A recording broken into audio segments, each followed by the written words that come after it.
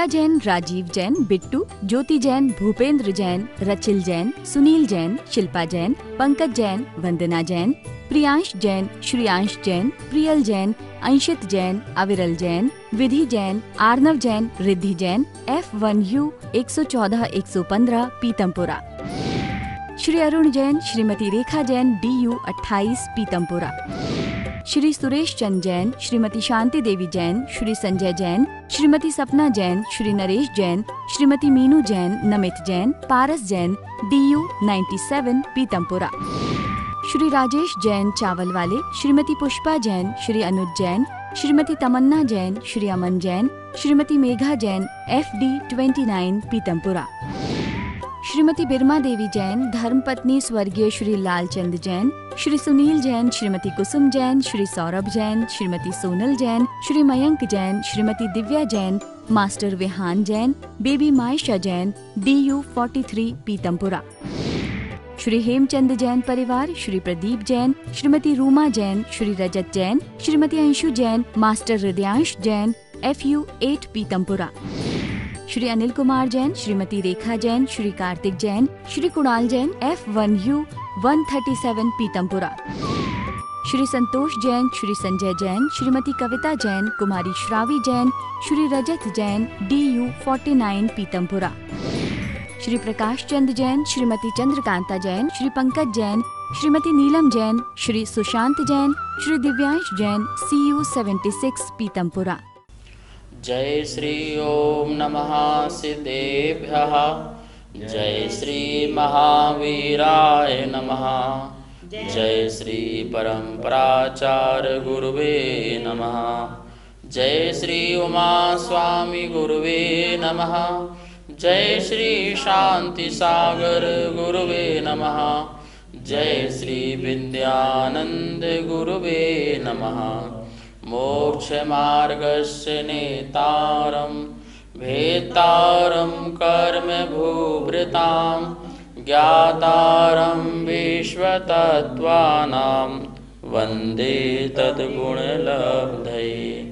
मंगलं भगवान् वीरो मंगलं गौतमो गणि, मंगलं कुंद कुंदार्यो जैन धर्मोस्तु मंगलम। महानुभाव, तत्वार सूत्र एक महान ग्रंथ है, परम मांगलिक, परम आत्म उपकारी, आत्म कल्याणकारी ग्रंथ है।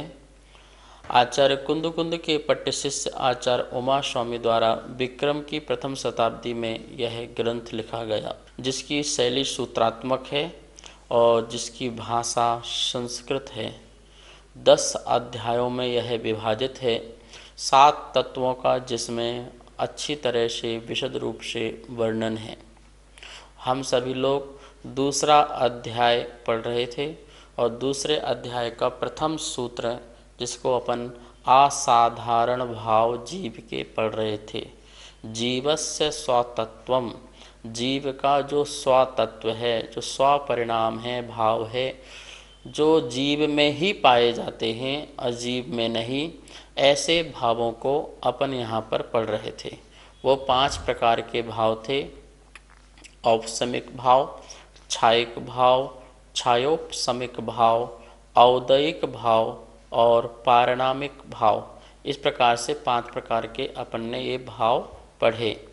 एक बार पुनः इस सूत्र को अपन बोर्ड के माध्यम से देख लेते हैं और फिर इसकी विशेष व्याख्या और आज करते हैं। सूत्र इस प्रकार से है: औपसमिक छायिकौ भावौ मिश्रस्य जीवस्य स्वतत्व मौदयिक पारिणामिकौ च। सूत्र अपन ने पहले भी पढ़ा था। औपसमिक भाव, छायिक भाव, मिश्र भाव। मिश्र भाव मतलब दोनों को मिलाकर के छायोपसमिक भाव, औदिक भाव और पारिणामिक भाव। इस प्रकार जीवस्य, जीव के ये स्वतत्व हैं, मतलब उसके अपने स्वभाव हैं, उसका अपना असाधारण भाव है। इस प्रकार से यहाँ पर 5 प्रकार के अपन ने ये भाव सूत्र में देखे। अब अपन इसकी थोड़ा विशेष व्याख्या करते हैं। ये 5 प्रकार के जो भाव हैं उनमें से जो प्रारंभ के 4 भाव हैं वो निमित्त की ओर से हैं, और अंतिम जो भाव पारिणामिक भाव है वो योग्यता पर डिपेंड है। 4 भाव निमित्त की ओर से, कौन से निमित्त? कर्म की निमित्त की ओर से 4 भाव हैं, और अंतिम भाव जो है आत्मा की स्वयं उपादान शक्ति की अपेक्षा से है। इस प्रकार से ये 5 भाव बनते हैं, ठीक है ना। अब अपन सब लोग 5 भाव को, एक एक भाव को स्लाइड के माध्यम से देखते हैं। पहला भाव औपसमिक भाव, आप यहाँ पर देख रहे हैं एक गिलास बनी हुई है, और उस गिलास में जो मिट्टी है या गंदगी है वो नीचे की ओर है। तो औपसमिक मतलब कर्म के उपसम से जो आत्मा में भाव होते हैं उसे औपसमिक भाव कहते हैं। अब अपना यहाँ पर मोक्ष मार्ग का प्रकरण है तो हम उसी की ही बात करेंगे। तो देखिए क्या लिखा है, मोहिनी कर्म के, कौन से कर्म के? मोहिनी कर्म के अंतरकरण रूप उपसम के निमित्त से। अब एक नया शब्द आया है, अंतरकरण रूप। ये अंतरकरण क्या होता है? जब कोई जीव मिथ्या दृष्टि होता है और वह गुरु के उपदेश आदि के निमित्त से, पंचलब्धि आदि रूप परिणाम करने के निमित्त से वह अपनी विशुद्धि को बढ़ाता है, तो उस विशुद्धि को बढ़ाने से उसका जो मिथ्यात्व का जो कर्म का जो द्रव्य है वह क्या करता है, उसको पीछे ढकेल देता है या कुछ आगे कर देता है। तो उसके जो बीच में जो अंतर मुहूर्त, 6 आवली एक समय कम अंतर मुहूर्त के लिए उसका जो द्रव्य वह वहाँ उदय काल में नहीं होता है, और वो उदय काल में पूर्ण रूप से नहीं होता है। उदय काल में या तो पीछे चला गया या आगे चला, इसी को बोलते हैं अंतरकरण। उसको अंतर डाल दिया। उस समय होने वाले जीव के जो भाव हैं उसे औपसमिक भाव कह सकते हैं। आप सिंपल सा ये समझ सकते हैं कि जो मिथ्यात्व कर्म है वो पूर्ण रूप से दब गया, बिल्कुल उपशम हो गया। अब अंतर मुहूर्त तक, 6 आवली एक समय कम अंतर मुहूर्त तक वो उदय में नहीं आएगा। उस समय जो जीव की विशुद्धि होती है, अर्थात श्रद्धा रूप, समीचीन श्रद्धा रूप जो विशुद्धि होती है, तत्व का निर्णय करने के बाद जो उनके अंदर निर्मल परिणाम होते हैं, अहो ऐसा तत्व है, ऐसी मेरी आत्मा है, ऐसा परमात्मा का स्वरूप है, इस प्रकार से ये मोक्ष मार्ग है, ये संसार मार्ग है, जो भेद ज्ञान उनके अंदर हुआ उसके बल से जो विशुद्धि प्रकट होती है, तो वो कर्म क्या हुआ, दब गया, उदय में नहीं आएगा। तो जितने समय तक उदय में नहीं आएगा उसे हम कहेंगे औपसमिक भाव, ठीक है ना। सिंपल सी परिभाषा है, मिथ्यात्व कर्म और अनंतानंदी क्रोध मान माया लोभ। क्योंकि यहाँ जो बोला है ना औपसमिक भाव में मोहिनी कर्म, तो मोहिनी कर्म में चारित्र मोहिनी भी और दर्शन मोहिनी भी। तो दर्शन मोहिनी की जो प्रगतियाँ हैं वो तीनों, और चारित्र मोहिनी की मात्र 4, अनंतानुबंधी क्रोध मान माया लोभ। इसके उपशम से जो जीव के भाव परिणाम होते हैं उसे कहते हैं औपसमिक भाव। तो देखो गिलास में जो गंदगी थी, फिटकिरी करने से वह गंदगी नीचे बैठ गई। ऐसे ही कर्म भी क्या हुआ, अभी उदय में नहीं आएगा और सत्ता में रहेगा, अपने पास सत्ता में रहेगा, उदय में नहीं आएगा, तो उसको बोलेंगे औपसमिक भाव कहेंगे, ठीक है। अब दूसरा लिखा है छायक भाव। छायक भाव किसे कहते हैं? कर्म के क्षय होने वाले एवं भविष्य में अनंत काल पर्यंत रहने वाले जो जीव के शुद्ध भाव को छायक भाव कहते हैं। कर्म का क्षय हो गया, अब कर्म का क्षय हो जाने के बाद जीव की परमानेंट विशुद्धि बन गई। अब उसे 3 काल में भी कोई अश्रद्धा नहीं बना सकता। उसे कहे कि जैन धर्म मिथ्या है तो वो मान नहीं सकता है, कोई कहे आत्मा नाम की कोई चीज़ नहीं है तो उसे स्वीकार नहीं कर सकता है, कोई ये कहे कि कपड़े पहने भी मोक्ष हो सकता है तो उसे स्वीकार नहीं करेगा। तो इस प्रकार जिसकी अकाट श्रद्धा बन गई है, मेरू पर्वत की तरह अचल श्रद्धा बन गई है, जिसे कोई हिला भी नहीं सकता है, ऐसी भविष्य काल में, अनंत काल पर्यंत भविष्य काल में भी उसकी श्रद्धा ज्यों की त्यों रहती है, टस से मस नहीं होती है। तो देखिए यहाँ पर गिलास बना हुआ है, उसमें एक भी गंदगी नहीं है, प्योर पानी हो गया। अब उसकी जो मट्टी थी ना, पूरी की पूरी बाहर निकाल दी। और आरओ होता है ना, जिससे सारी गंदगी बाहर निकल जाती है, प्योर जल हो जाता है। ऐसे ही यह जल भी कैसा हो गया, प्योर, इसकी मिट्टी बाहर। ऐसे कर्म का भी बाहर, आत्मा की लेयर से बाहर। वह जो ऐसे आत्मा है तो ये कर्म से क्षय हो गया, तो ये कर्म निकल गया, अब आत्मा बिल्कुल प्योर, ठीक है ना। किसके लिए, श्रद्धा के लिए या चारित्र के लिए। तो उसे बोलते हैं छायिक भाव। कौन सा भाव कहते हैं, तो जीव के जो शुद्ध भाव हैं वो परमानेंट अब रहेंगे।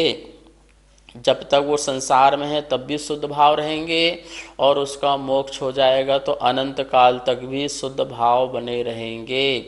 जैसा तत्व होता है, जैसा वस्तु का स्वरूप होता है, वैसी समीचीन श्रद्धा का उसमें बने रहना, इसका नाम है ये छायिक भाव। ठीक है, समझ में आ गया ना। तो मोहनी कर्म का क्षय और भविष्य में ऐसी विशुद्धि बनी रहना, उसका नाम है छायिक भाव। इस प्रकार से ये दो भाव हो गए। अब तीसरा भाव यहाँ लिखा हुआ है छायोपशमिक भाव। छायोपशमिक भाव क्षय और उपशम से मिलकर बना है क्षयोपशम। कर्म का क्षयोपशम हो जाने से जो जीव का भाव होता है उसे छायोपशमिक भाव कहते हैं। यहाँ लिखा हुआ है कर्म के क्षयोपशम के निमित्त से होने वाले जीव के भाव को क्षयोपशमिक भाव कहते हैं। ठीक है, तो यहाँ पर जो जल है उस जल में जो एक नल भी है, ठीक है ना, एक गिलास उसमें नल भी है, तो जल जा भी रहा है, उदय भी हो रहा है। तो उदय क्या हो रहा है, जो कमज़ोर वाली पार्टी है, जो कमज़ोर कर्म है, उसका क्या हो रहा है, आत्मा में उदय भी हो रहा है। जो मजबूत वाले कर्म है वो क्या हो गए, दब के बैठ गए, अपनी शक्ति को नहीं दिखा रहे हैं और बैठ गए। जैसे मान लो कि 3 पहलवान थे तो 2 पहलवान सो गए, क्या हो गए, सो गए या कोमा में चले गए। ठीक है, तो 2 पहलवान जो बहुत बड़े शत्रु थे वो कोमा में चले गए या वो सो गए, तो आपको कोई डर नहीं है।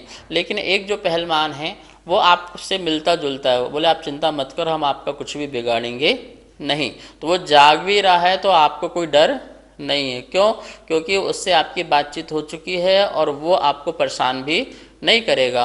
तो जागने वाला वो उदय वाला हो गया, वो उसके उदय रहने पर भी मेरे में कोई फर्क नहीं पड़ रहा है। लेकिन जो 2 हैं वो सो चुके हैं, वो उठ नहीं रहे हैं, तो वो हो गया, क्या हो गया, उनका क्षयोपशम हो गया। तो ऐसे ही मिथ्यात् कर्म, अनंतमंदी, क्रोध, मान, माया, लोग, समय, मिथ्यात् प्रगति, इसका क्या हो गया, क्षयोपशम, क्षय और उपशम। वो सो गए, उनका शक्ति रूप में वैसे ही विराजमान हो गए, वो उदय में नहीं आ रहे हैं, सत्ता में हैं। इस प्रकार से और सम्यक प्रगति का उदय चल रहा है, इसे कहेंगे क्षयोपशमिक भाव सम्यक दर्शन वाला, और ऐसे ही क्षयोपशमिक भाव चारित्र का बन जाएगा। पर अभी अपन एक परिभाषा पढ़ रहे हैं, सम्यक दर्शन की भी नहीं और ना ही चारित्र की। अपन पढ़ रहे हैं अभी कर्म के क्षयोपशम के निमित्त से, कर्म का क्षय उपशम रूप भाव हो जाने से आत्मा का जो भाव प्रकट होता है, निर्मलता प्रकट होती है, उसे कहते हैं क्षयोपशमिक भाव। अब यहाँ पे चौथे नंबर में लिखा है औदयिक भाव। आप उसे देख रहे हैं, औदयिक भाव, एक गिलास बनी हुई है और पानी पूरा बिल्कुल मैला है, तो ऊपरी सतह में भी मिट्टी का आ जाना, पूरे सतह में फैल जाना, ऐसी आत्मा में कर्म का उदय पूरे आत्मा में चलना। तो कर्मोदय के निमित्त से होने वाले जीव के भावों को औदयिक भाव कहते हैं। जैसे जैसे कर्म का उदय आता है वैसे वैसे आत्मा उस रूप प्रभावित होती जाती है, उसी भाव में बहती जाती है, उसको बोलते हैं औदयिक भाव। मान लो जिसको मिथ्यात् कर्म का उदय आया तो उसे कितना भी समझाओ, उसे धर्म रुचता नहीं है, उसे तत्व अच्छे नहीं लगते हैं, उसे गुरु भगवान अच्छे नहीं लगते हैं, उस समझाने के बाद भी उसको, जैसे कि किसी को बुखार आया हो तो उसे दूध अच्छा नहीं लगता, मीठा अच्छा नहीं लगता है, ठीक है ना, मुंह कड़वा हो गया है, स्वाद बेस्वाद बन गया है। तो इसी प्रकार से जिसका औदिक भाव होता है वो कंट्रोल में नहीं रहता, वो कर्म के कंट्रोल में चल रहा है। जैसे जैसे कर्म का उदय आ रहा है उस जीव की वैसी वैसी एक्टिविटीज़ होती जा रही हैं, ठीक है ना। क्रोध कर्म का उदय आया तो वो रोक नहीं पाता अपने आप को, गुस्सा में लड़ने झगड़ना प्रारंभ कर देता है। मान कसा आया तो अपना वो सीना चौड़ा करने लगता है। लोभ कसा आया तो वो मरने को भी नहीं सोचता है, वो लोभ में फंस जाता है। तो इस प्रकार से जिसका कर्म का उदय होने से जीव जो प्रभावित हो जाता है, जीव को उसका परिणाम मिलता है, मतलब परीक्षा दिया और उसका रिजल्ट मिला, परीक्षा दिया और रिजल्ट नियम से मिलेगा, फेल हो गए या पास हो गए। ऐसे ही जिसका कर्म का उदय को जीव को रिजल्ट मिले, जिस कर्म के निमित्त से जीव की जैसी अवस्था हो रही है उस अवस्था का नाम औदिक भाव है। तो इस प्रकार से चौथा नंबर कौन सा भाव हुआ? औदयिक भाव हुआ।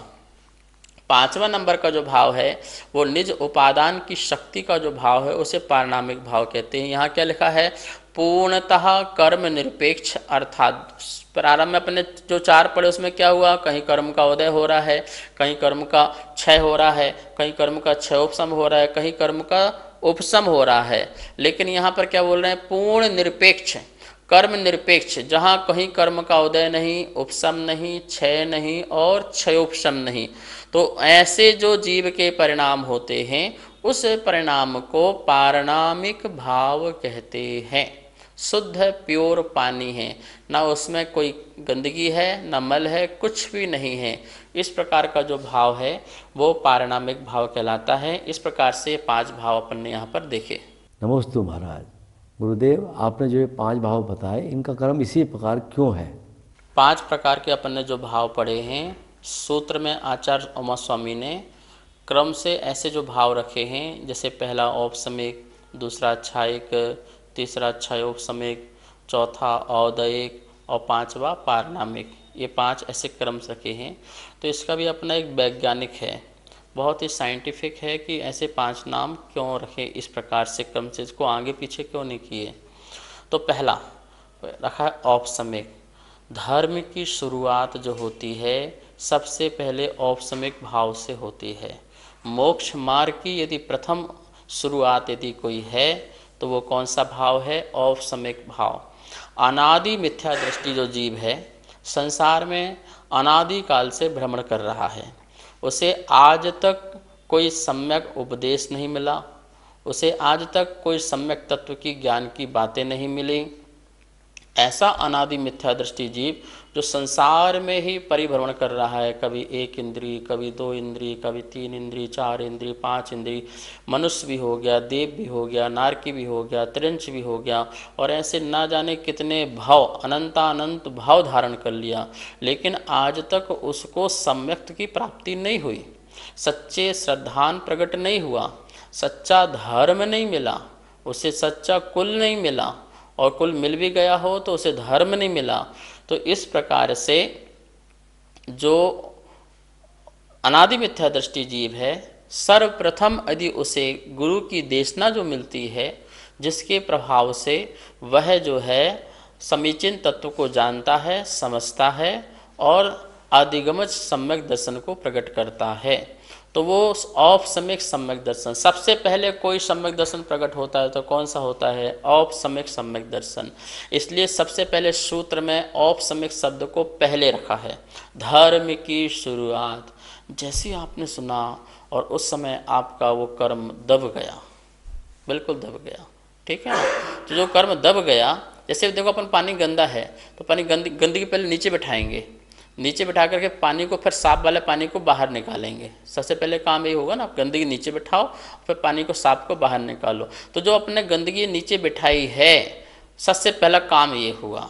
ऐसे कर्म को जो पहले बिठा दिया, जो उदय आ रहा था, अभी तो इतना तीव्र कर्म का उदय था, कोई हमको सुनाता था हम भाग जाते थे, हम सुनना नहीं चाहते थे, हम देखना भी नहीं जानना चाहते थे, लेकिन कम से कम वो कर्म बैठा, और जैसे ही बैठा तो हमको तत्वरुचि प्रकट हुई और श्रद्धान प्रकट हुआ, ठीक है। इसलिए धर्म की शुरुआत, मोक्ष मार्ग की प्रथम शुरुआत यदि होती है तो वो औपसमिक सम्यक दर्शन से होती है। इसलिए पहले क्रम में औपसमिक सम्यक रखा है, ठीक है ना। दूसरे क्रम में क्या लिखा है, उसके बाद हमको उसका समय कम है, उसका समय बहुत कम है, बहुत कम समय है, इसलिए भी पहले उसको रखा है। और उसके भेद भी कम हैं, उसके भेद के यहाँ दो ही भेद हैं, औपसमिक सम्यक या औपसमिक चारित। तो भेद भी कम है, समय भी कम है, और धर्म की प्रथम शुरुआत है, इसलिए प्रथम में उसको रखा है। इसके बाद क्या है, उस श्रद्धान में टिके रहें, उस श्रद्धान में, उस आस्था में, उस विश्वास में टिके रहें, उस तत्व का निर्णय हमारा टिका रहे। तो इसलिए दूसरे नंबर में रखा है जो छायिक परिणाम रखा है, जो आगे परमानेंट हमारा परिणाम ऐसा बना रहे, तो वह जो भाव रखा है वो छायिक परिणाम, ठीक है ना, उस कर्म का क्षय हो जाए। तो क्योंकि औपसमिक सम्यक दर्शन से ज़्यादा जो समय है वो समय छायिक सम्यक दर्शन का है, और जितने औपसमिक सम्यक दर्शन वाले जीव हैं उससे सब ज़्यादा छायिक सम्यक दर्शन वाले जीव हैं, इसलिए दूसरे नंबर में क्या रखा, छायिक। और औपसमिक भाव के जितने भेद हैं उससे ज़्यादा भेद जो हैं वो छायिक के होते हैं, इसलिए दूसरे नंबर में कौन सा रखा है, छायिक भाव रखा है। ठीक समझ में आ गया ना आपको, पहला औपसमिक भाव और दूसरा छायिक भाव। तीसरे नंबर में कौन सा रखा है, क्षयोपसमिक भाव। क्यों रखा है क्षयोपसमिक भाव, कि जो दो तो हो गए आपके शुरू के मोक्ष मार्गी हो गए, ठीक है ना, लेकिन जो तीसरा नंबर वाला है वो पूर्ण मोक्ष मार्गी नहीं है, कथनचित उसमें संसार मार्ग भी है, क्योंकि श्रद्धा पूर्ण अच्छी प्रकट नहीं हुई है। जैसे पूर्ण श्रद्धा औपसम सम्यक दर्शन प्रकट हुई थी या छायिक में प्रकट हुई थी, वैसी श्रद्धा क्षयोपसम में नहीं है। उसमें क्या है, उसमें अभी थोड़ा संसार का भी भाव रहता है। सम्यक्त के उदय में चल मल अगाड़ नाम के दोष लगते रहते हैं, कर्म का बंधन भी बनता रहता है, इसलिए उतनी निर्मलता नहीं है जितनी निर्मलता उपसम और छायिक सम्यक दर्शन में थी।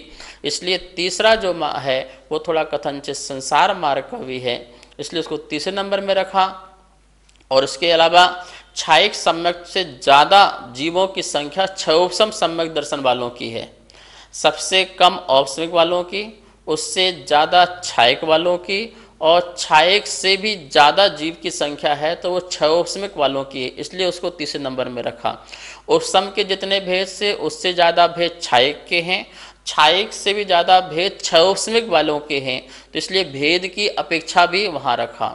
और संसार अवस्था में जो सम्यक दर्शन की जो सीमा है, अवधि है, तो उपसम से ज़्यादा छायिक की है और छायिक से ज़्यादा क्षयोपसम की है, इसलिए संसार अवस्था की अपेक्षा से उसको तीसरे नंबर में समय, तो समय की अपेक्षा से, भेद की अपेक्षा से और संख्या की अपेक्षा से उसको तीसरे नंबर में क्षयोपसम भाव को रखा।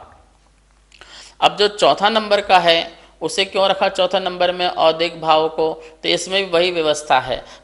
उपसम से ज़्यादा कौन जीव होते हैं, छायिक, छायिक से ज़्यादा क्षयोपसमिक, और क्षयोपसमिक से ज़्यादा औदिक भाव वाले जीव संसार में सबसे ज़्यादा पाए जाते हैं।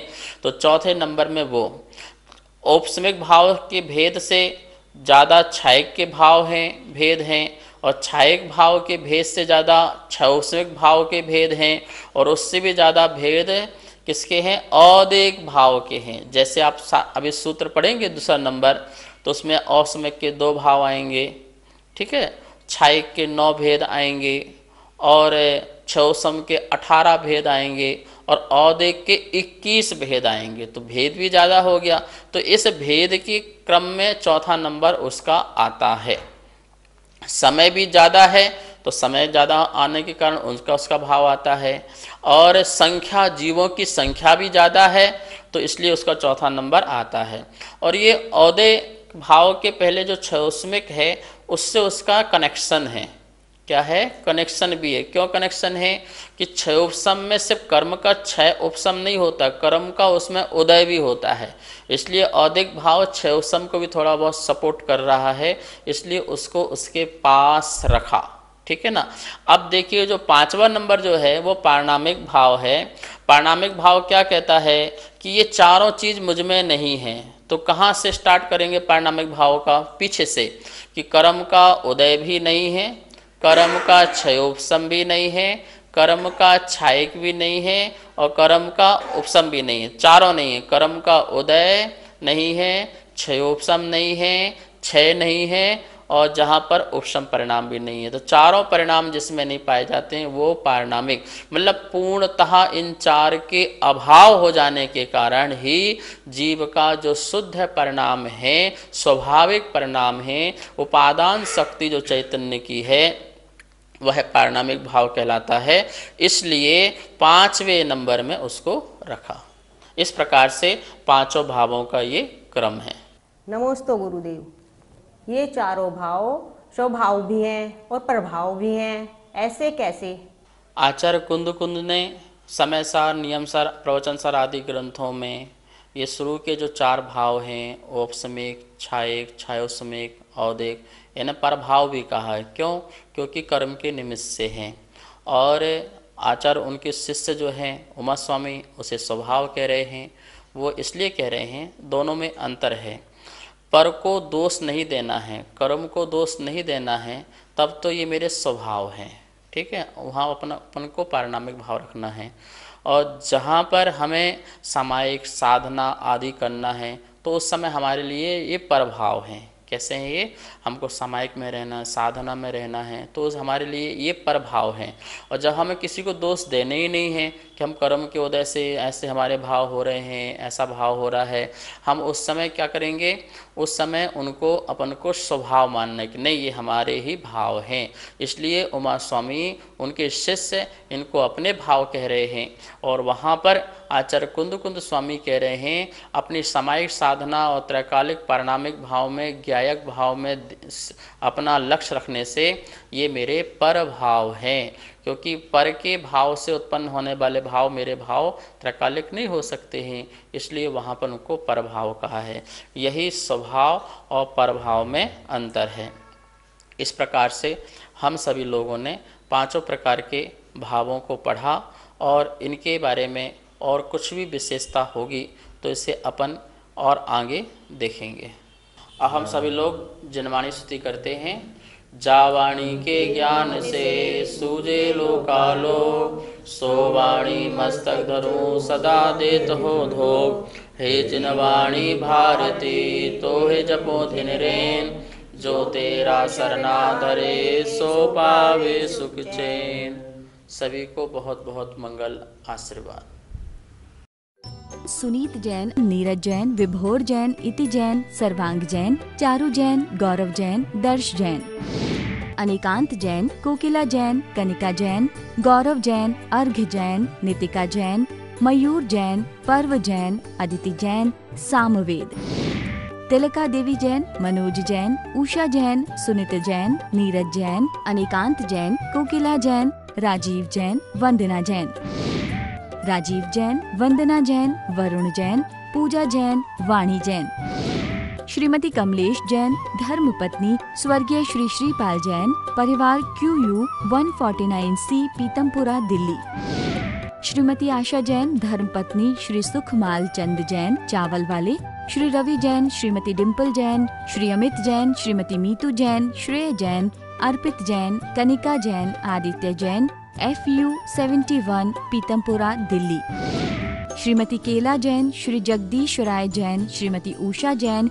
श्री कुलभूषण जैन, श्रीमती प्रीति जैन, श्री संजय जैन, मोनाल जैन, हाद्विक जैन, साक्षी जैन, DU 5 पीतमपुरा दिल्ली, श्री संजय जैन, श्रीमती रचना जैन, श्री सक्षम जैन, श्री उत्कृष्ट जैन, श्री दीपक जैन, श्रीमती स्वाति जैन, उन्नति जैन, आगम जैन, F1U1 पीतमपुरा, श्री अजय कुमार जैन, श्रीमती सुमन जैन, श्री अभिषेक जैन, श्रीमती दिव्या जैन, मास्टर लवित जैन, BU 101 पीतमपुरा।